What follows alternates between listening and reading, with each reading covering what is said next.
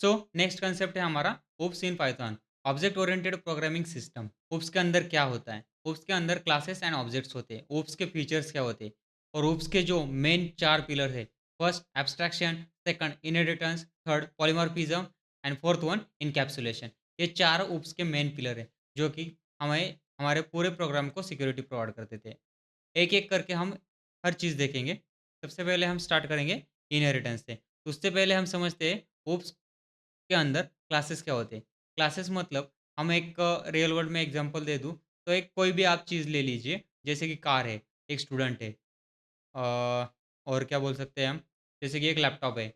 कोई भी real world में कोई भी एंटिटी हो, उसको हम क्लास बोल सकते हैं। जैसे कि कार, कार के अंदर कार का मॉडल नंबर है, कार की प्राइस है, कार का कंपनी है, कार का जो ब्रांड है, उसका इंजन है, उसका कलर है। ऐसी बहुत सारी जो इन्फॉर्मेशन है कार के रिलेटेड, उसको हम कार क्लास के अंदर स्टोर करेंगे।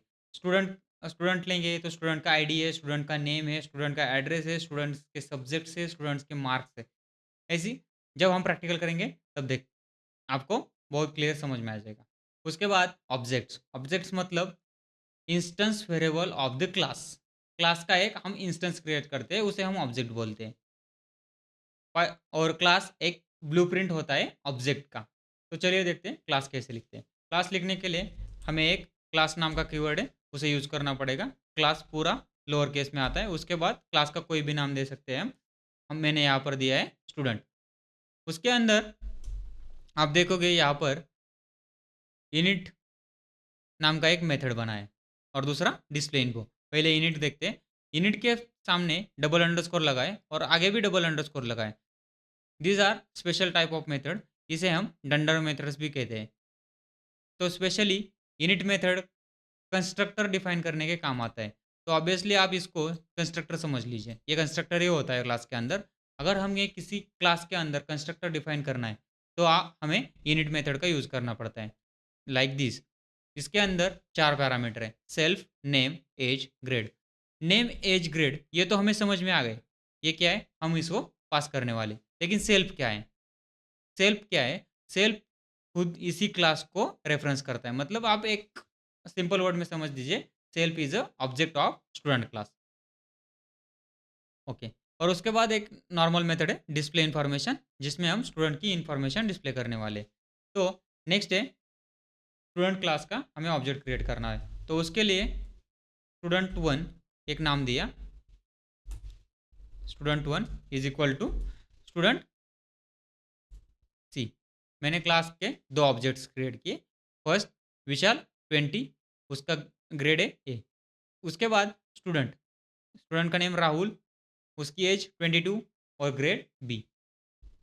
नेक्स्ट मैंने क्लास की मेथड्स को कॉल किया। क्लास की मेथड्स को कॉल करने के लिए हमें क्या करना पड़ेगा? Object dot method name.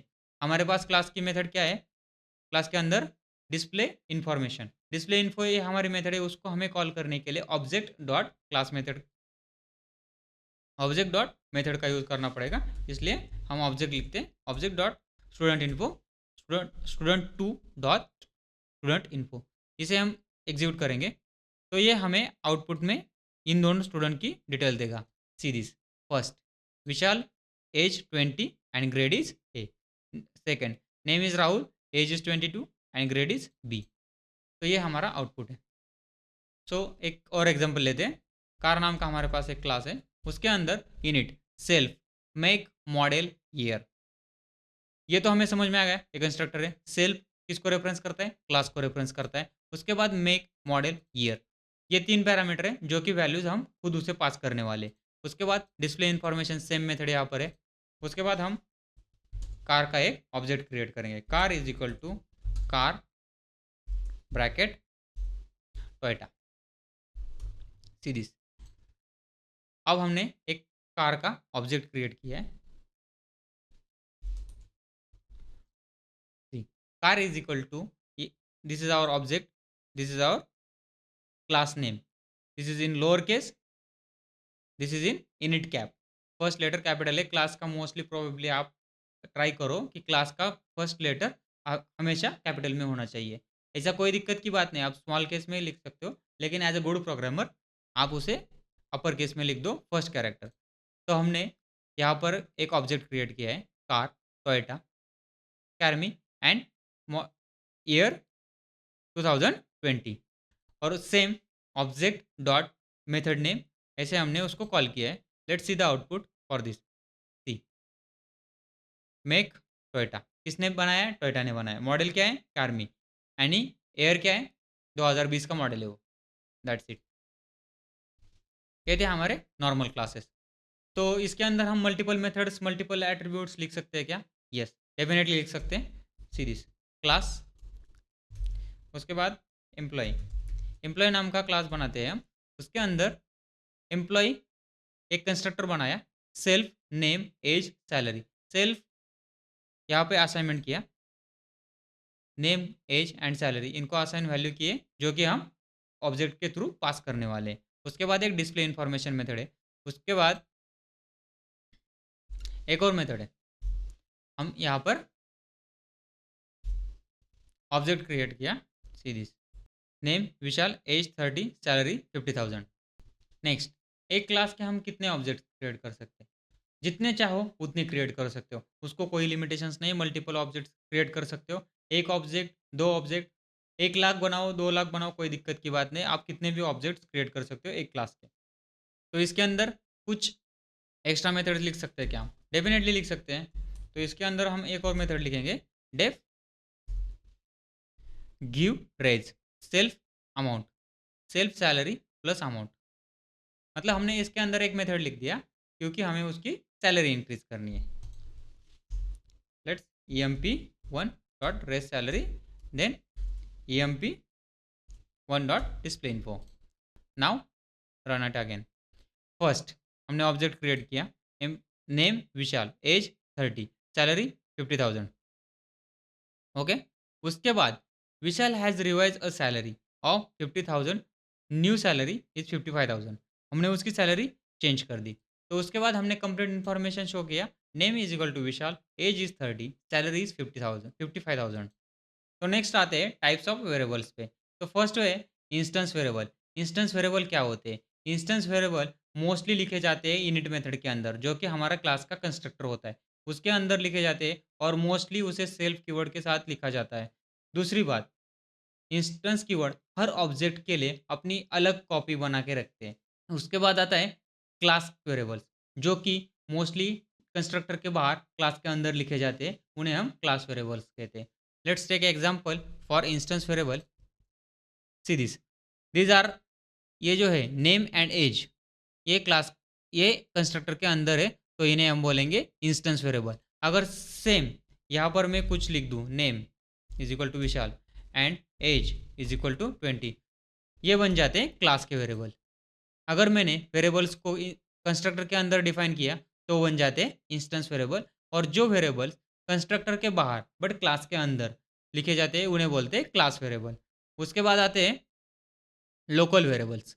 Local variables मतलब सपोज हमारे पास एक मेथड है, तो आप देख सकते हो इस मेथड के अंदर नेम नाम का एक वेरिएबल है, जिसको मैंने वैल्यू असाइन की है Rahul.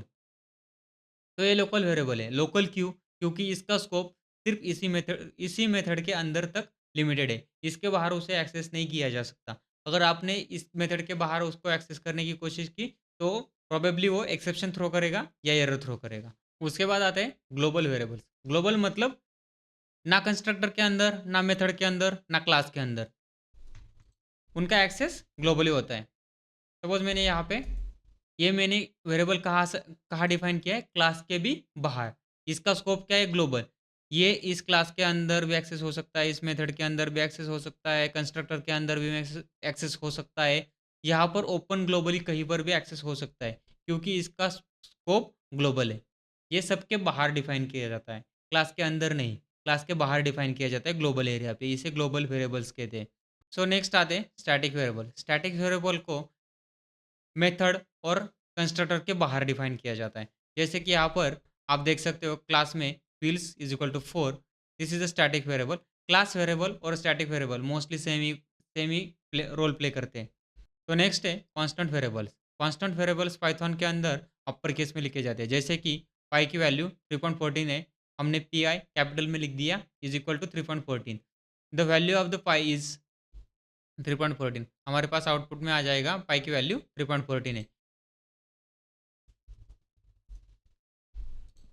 But this is not a constant, सिर्फ लिखते हैं हम इसे। कांस्टेंट वेरिएबल मतलब ऐसे ऐसे वेरिएबल जिसकी वैल्यू चेंज नहीं की जा सकती, बट यहाँ पे चेंज की जा सकती है। सी दिस, मैंने पाई को 10 असाइन किया, ऑब्वियसली विदाउट एनी एरर ये असाइन हो जाएगी। सी, जस्ट एक फॉर्मेलिटी के लिए हम इसे अपर केस में लिखते हैं, दैट्स इट, इससे ज़्यादा कुछ नहीं है। तो नेक्स्ट है प्राइवेट वेरिएबल्स।